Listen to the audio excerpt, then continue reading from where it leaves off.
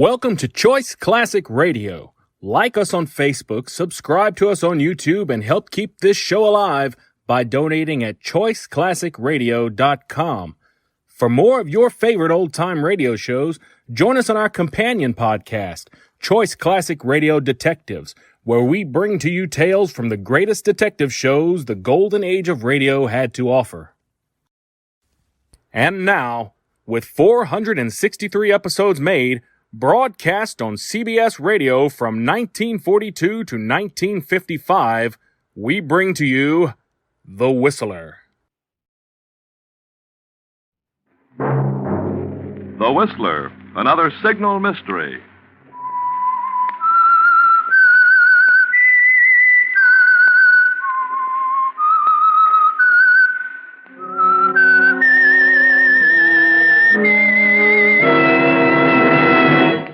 I am the Whistler.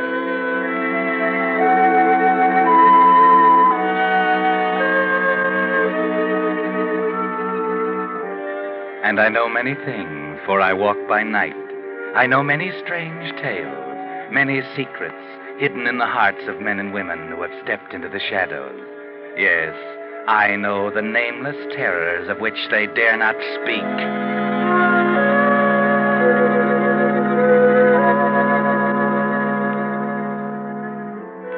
Tonight, the Signal Oil Company, marketers of Signal's famous Go Farther gasoline and motor oil, bring you another in a series of strange tales by The Whistler. The story of a strange and desperate crime, a crime so carefully planned it was practically foolproof.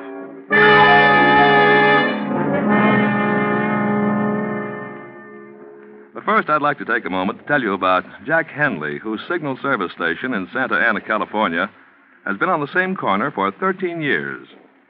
While I was getting acquainted, it rather surprised me to find how many cars come to this station for lubrication. As many as 298 Signal Safety Chart lubrications in 1 month. You see, Jack Henley guarantees no squeaks for 1,000 miles. Because folks know that Henley stands back of his work like that, many drivers trust their car's entire care to his Signal station.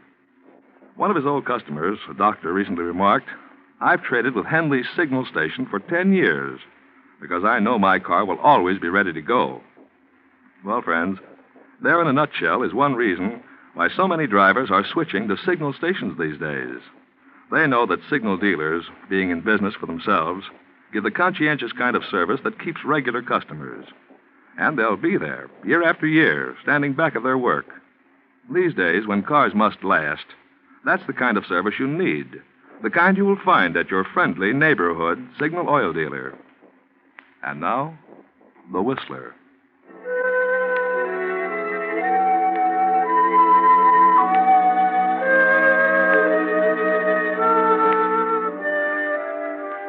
Edward Bowman and Marco Lorenz are the proprietors of a popular little lending library in a quiet residential section of town.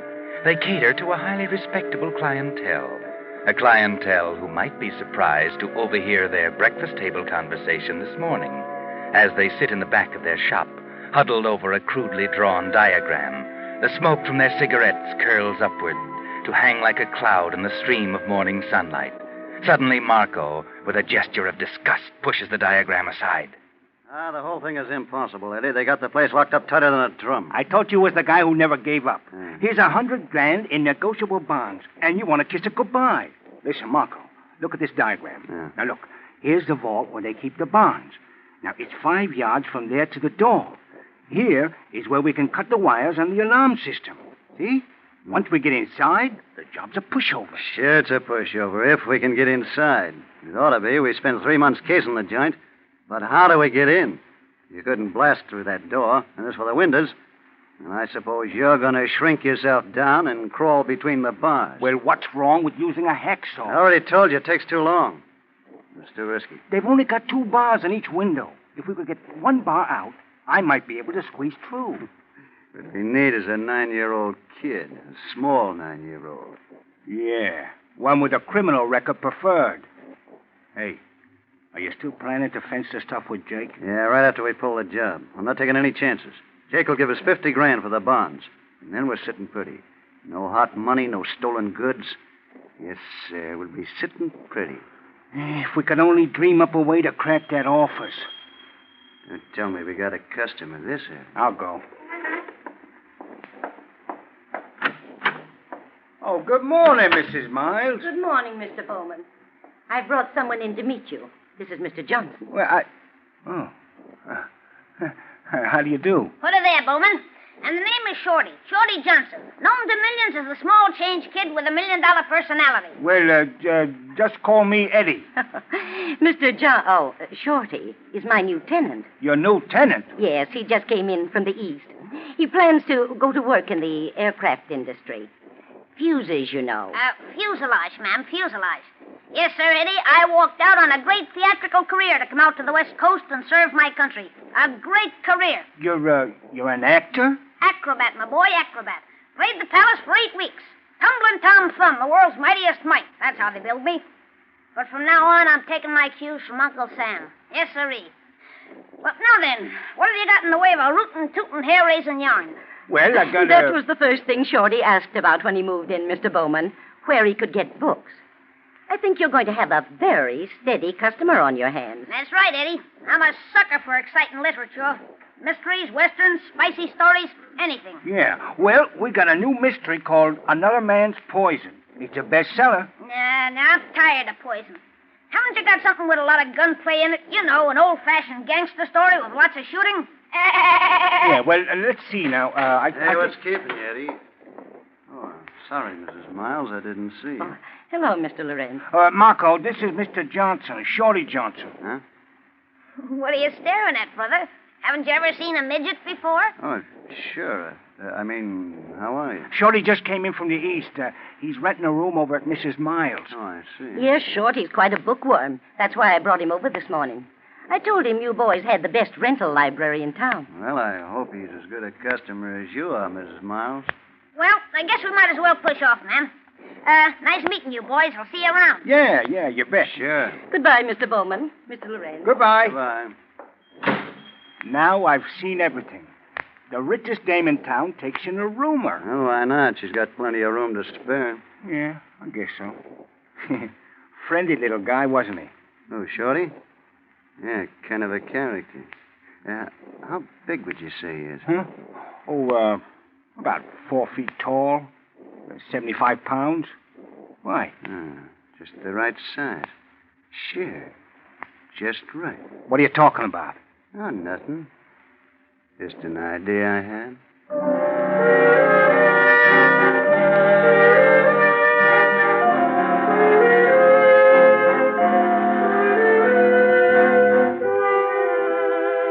Now, what could Marco be thinking?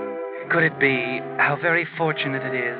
Just when they need a very small man to complete their plans, a midget walks in? But what kind of man is Shorty the midget? The kind who would listen to a business proposition? It certainly wouldn't seem so, as Shorty, just a few blocks away, spends a quiet evening at the home of his wealthy benefactor, Mrs. Miles.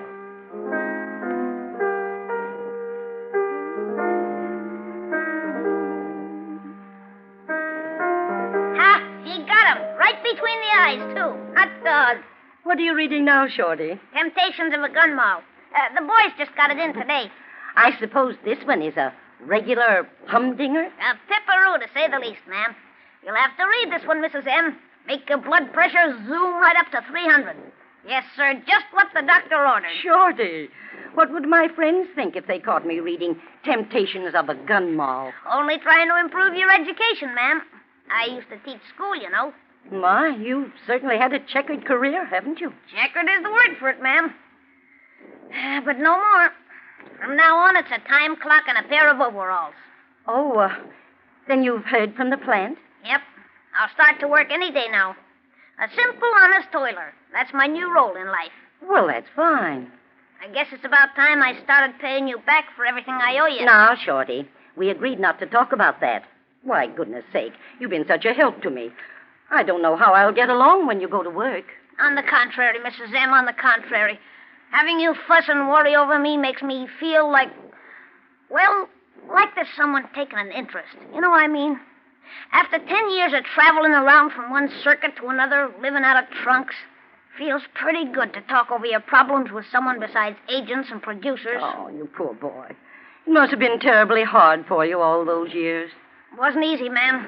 Especially for a fellow like me. Hey, listen here, young lady. Don't you know what time it is? 11:30. Come on now, come on. Off to bed with you. Oh, not yet. Oh, yes. Come on now. Oh, no, but I'm not sleepy. Now, none of your back talk, miss. Hurry up now. Scat. Oh, all right, you tyrant. Oh, I guess I'll take that book if you're through with it. Are you going to pass up Shakespeare tonight? Well, I think I ought to branch out a little. One can get in a rut with Shakespeare, you know. One certainly can. Well, good night, ma'am. Good night, Shorty. Oh, wait a minute. Yes? Aren't you forgetting something? The picture on the wall? The picture. Oh, the safe. I don't think that's really necessary, Shorty. No, yes, it is. You want to wake up some morning with your throat cut? Besides, you're liable to poke your eye out in your sleep with one of those rings. Oh, all right. But it seems so silly. I've never used that safe for anything but old love letters. Well, from now on, you're keeping your jewels there. You certainly need a man to look after you. I guess I have one. Well, you store your little trinkets away. All right. I'm going to curl up on the sofa with sagebrush destiny. All right. Now, let me see.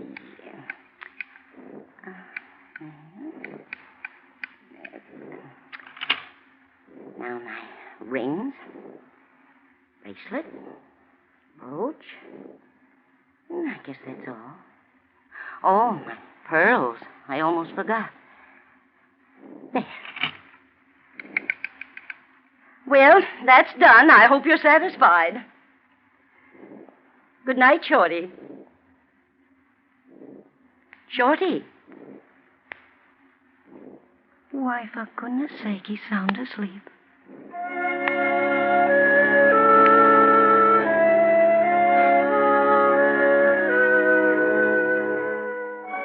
Yes, the little man is sound asleep. The tight, sharp little face is relaxed now, and the lamplight reveals a network of fine lines around the eyes, a tired droop in the lips. The old lady smiles down at the small, strange figure on the couch, then she turns off the light and quietly leaves the room.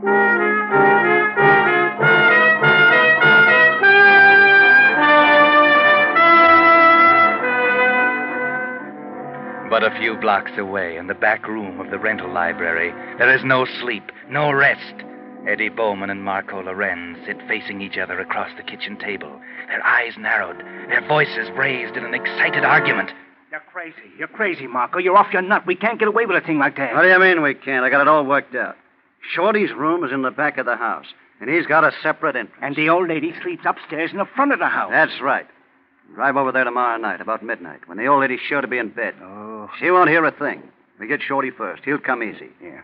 The thing is a cinch the way I got it planned. Okay. Now, look. We give Shorty the combination to the vault. Uh-huh. Then we push him through the window, and he cracks the vault. Yeah. Won't take more than 2 minutes. We get the bonds and take them right over to Jake. Uh-huh. $50,000 in cold cash, and the rest is smooth sailing. Yeah. And what about Shorty? He won't be any trouble.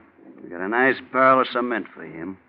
Only for him, it won't even take a barrel. Hey, no, Marco. Let's not get mixed up in anything like that. No one can pin a thing on us. We got a perfect alibi. A perfect alibi for the robbery, yeah. But what about the other? Okay, what happens when Shorty's missing? Old Lady Miles calls the police. Meanwhile, the police are trying to figure out how the bond firm was robbed. Well, they find out the midget's missing. Naturally, they put 2 and 2 together. And they find out he was a steady customer here, so they come around here and start pumping us. Sure. But they're not going to be looking for a body. They're going to be looking for an escaped thief. And we don't know a thing about it. The setup is beautiful. Absolutely foolproof.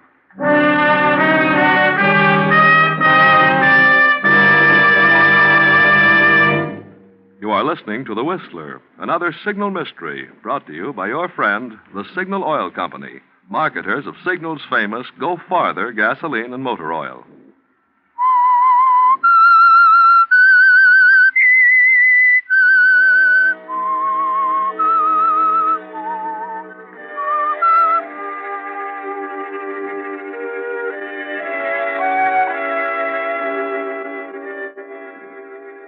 So Marco and Eddie, partners in the business of lending books and borrowing other things, have decided to add a third and unwilling partner, but only for a very short time. Tonight is the night, and they've driven out to the home of Mrs. Miles to pick up their intended victim, Shorty the midget, at his private entrance in the rear of the house. Shorty. Hey, Shorty. Funny, there's a light on. Shorty.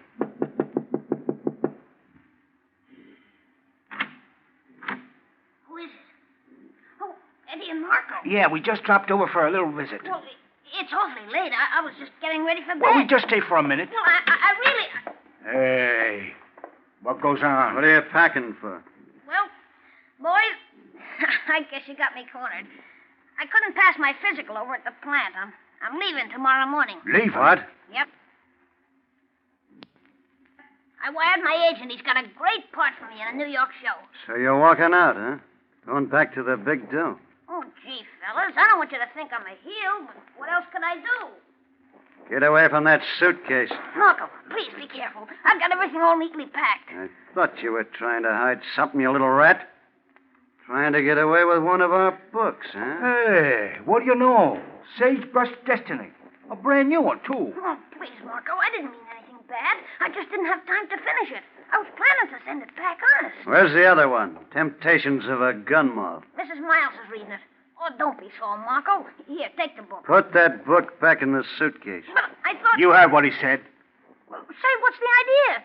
Eddie, what... We mean business, short stuff. Now, come on, snap into it. Sure, Eddie. Now close the suitcase. Okay. Say, what's all this about, fellas? I don't like practical jokes. Shut up. Okay, Eddie. Eddie, what are you... Eddie! You take him to the car. I'll bring the suitcase.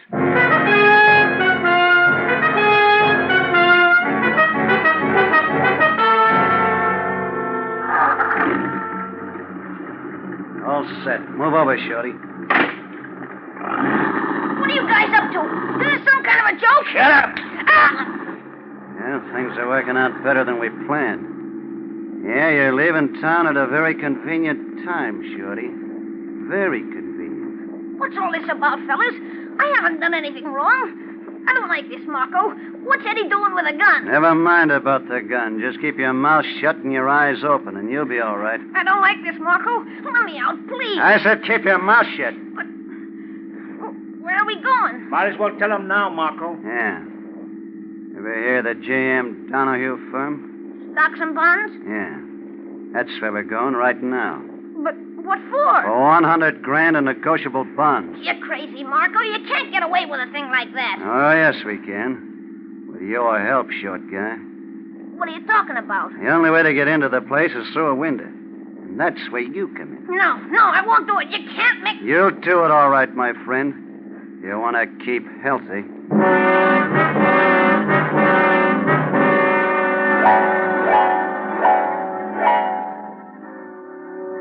Poor Shorty.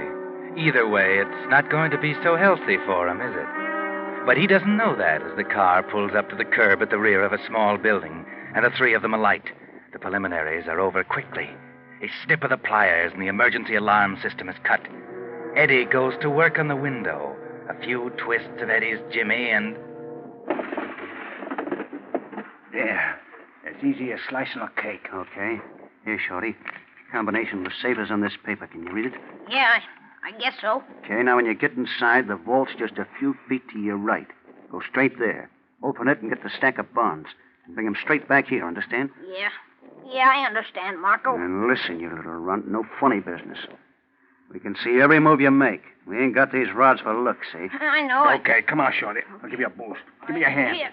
Okay. All right, grab hold. That's right. Atta boy. You can squeeze through the bar sideways. That's it. In you go now. Okay? Okay. All right, get going. And don't waste any time. Do you think he can crack it, Marco? You'd better. It's a simple combination. If there's any trouble, we'll know he's stolen. Hey, he's turning the dial now. Yeah? Hey, that's right. 4 to the left. Yeah. Now right. 2. Then back. Okay, that should be it. Pull it open. He did it. Yeah. Hey, he's getting the bonds now. I told you it'd be a pushover. Did you fix it with Jake to take the stuff tonight? Yeah, I told him we'd be there at 2:30. It's 20 after now. Good. Okay, Shorty, don't bother to close the vault. Just bring the stuff over to the window. Okay, here it is, you guys. Look at that lettuce. 100,000 smackers right in my hand. Not bad, huh, pal? Hey, listen, Marco, give me a hand. I can't get out of here by myself. Hurry up, I gotta catch a train. Yeah. Maybe you're going to catch a train. Okay, here. Get my hand. Wait a minute. I heard you. What did you mean? What are you talking about? What you just said.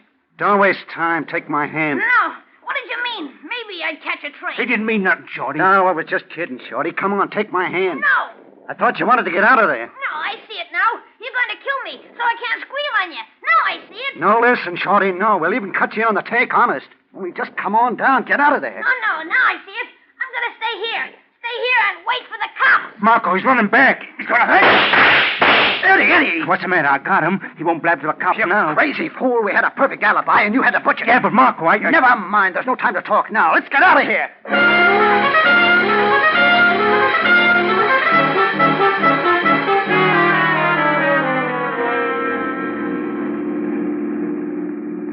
But, Marco, they can't pin anything on us They now. can't pin anything on the midget, you mean? They'll find his body in there. And then they're going to start looking for the guys who stole the bonds.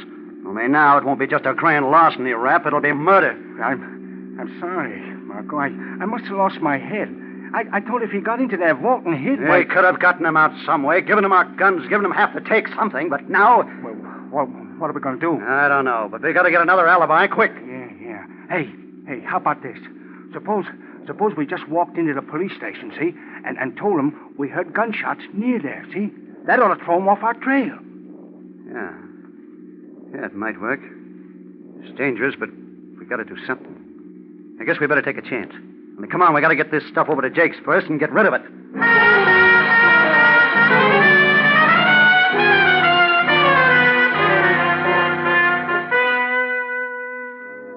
Pretty risky, isn't it, Marco? 100,000 in bonds missing, and a body lying at the door of the open vault. And you're going to walk into the police station and tell them about it. But, well, it may work. Anyway, you feel better about it now that Jake has the bonds and you have the cash safely put away. And the desk sergeant doesn't seem too interested when you walk in and start to tell him about it. Where'd you say you heard these shots? In the vicinity of 4th and Powell Street. How long ago? About 15 minutes, I guess. Uh-huh. Yeah, what took you so long? That's not that far from here. Well, you see, at first we thought they might be backfires from a car. So we drove on a ways, and we talked it over and decided to come back and report it. Okay. Hogan, take down their names and addresses. Okay, Bud. You first. Huh? Come on. Marco Lorenz. Marco Lorenz. Address? Bowman Lorenz Library, Ridgely Street. Ridgely Street. Okay, your name? Edward Bowman. Address? Same as his. Business together? Yeah. Is that all? I guess so. Just a minute, boys. You say you run the Bowman Lorenz Library? Books? Yeah, that's right. Mm-hmm. What were you fellas doing driving down near 4th and Powell Street this late at night? Well, you see... You see, we were going on a vacation. We wanted to get an early start. You know, miss the traffic. Yeah, I see. Yeah. We even got our suitcases out in the car. Oh. You even got your suitcase in the car, huh? Hogan. Yeah? Maybe you better run out and take a look at the car. Yeah, and you'd better bring in the suitcase. Okay. Hey, what's the idea? It's dangerous to leave valuables in a parked car on the street at night. You wouldn't want it stolen now, would you? Yeah, but we were just leaving. Yeah? Well, if you don't mind, I'd like for you to stick around for a few minutes. You see, I'm very much interested in books. Books? Yeah. This one, for instance. Called Temptations of a Gun Moll. Ever see this one before? Why, I don't know. That's funny. Because it has your stamp on it, see? The Bowman Lorenz Library. Yeah, well, where'd you get that book? Oh, I picked it up a few minutes ago. Oh, good, Hogan. You got the suitcase? Yes, sir. Well, gentlemen, I've been thinking about taking a vacation myself, and I'd like to see what to take along. You won't mind if I just take a look at what you're carrying, will you? You can't do that. You can't search a person's possessions without a charge And against who knows? Maybe I've got a charge. What? Maybe the charge is suspicion of robbery, shall we say? Okay, Hogan, open up. Robbery? That's ridiculous. Is it? What'd you find, Hogan? Well, nothing much, Sarge. Kids' clothes. Hey, wait a minute. There's something down here at the bottom. Hey, Sarge, take a look. Yes. Yes, that's what I was looking for. What'd you find? As if you didn't know. Jewels.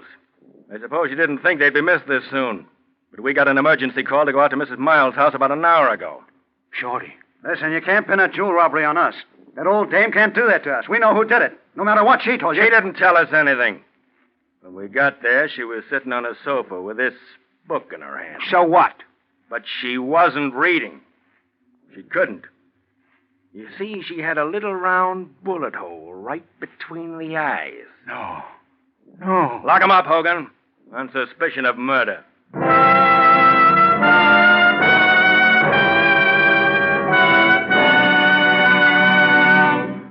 Now, in just a moment, the Whistler will return to give you the ending of tonight's tale. But first, let me give you a life insurance tip for your car. The youngest cars on the road today are 3 years old. Most are much older. Vital parts for many of these cars can't be replaced, and when one irreplaceable part wears out, the whole car stops running. Uncle Sam says that 1 in every 12 cars will break down and go out of service this year. To help prevent that happening to your car, your Signal oil dealer takes this double precaution when he lubricates your car. He has a safety chart on which the engineers who made your particular car show every lubrication point and the exact oil or grease it should have. Before he returns your car to you, your Signal dealer checks every part against this safety chart. Not just once, but twice. That's your double assurance that no irreplaceable part on your car will be left unlubricated and thus wear out. It's typical of the extra thorough job Signal dealers do to help today's cars go farther. If it's been 1,000 miles or 2 months since your last lubrication, now's a good time to get acquainted with your neighborhood Signal oil dealer. Make a date tomorrow to have your car Signal safety lubricated. And now, back to the Whistler.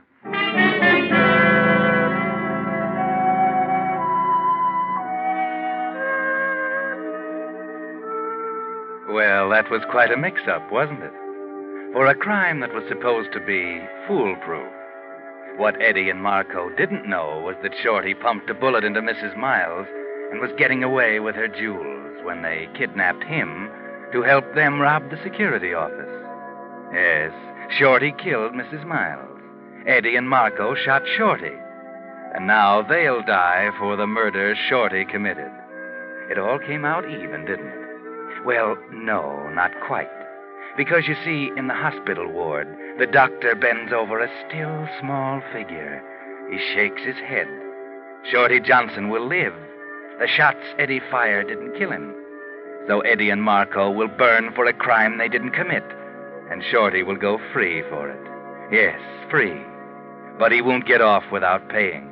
Oh, no. Because as a result of the gun wounds, the mightiest might of them all, the tumbling Tom Thumb, who lived by his agility and skill, will lie helplessly in his bed all the rest of his life, a hopeless paralytic.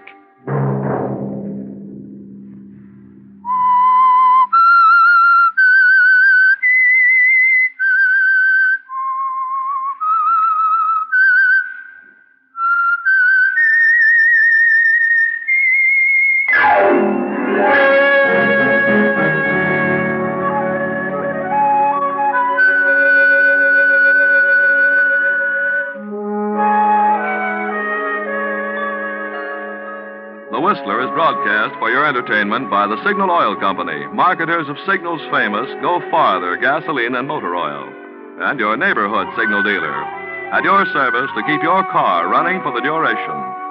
The Whistler was produced and directed by George W. Allen. The story was by Harriet Reig. Music composed and conducted by Wilbur Hatch. This program is being transmitted to our troops overseas by the Armed Forces Radio Service. Next Sunday night at 7:30, the Whistler will bring you another Signal Mystery. Bill Pennell speaking. This is CBS, the Columbia Broadcasting System.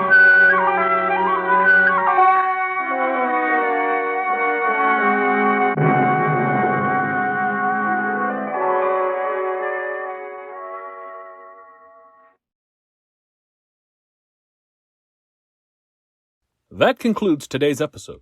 We'd like to thank you and remind you to donate at choiceclassicradio.com. Remember, your donations make episodes like this possible.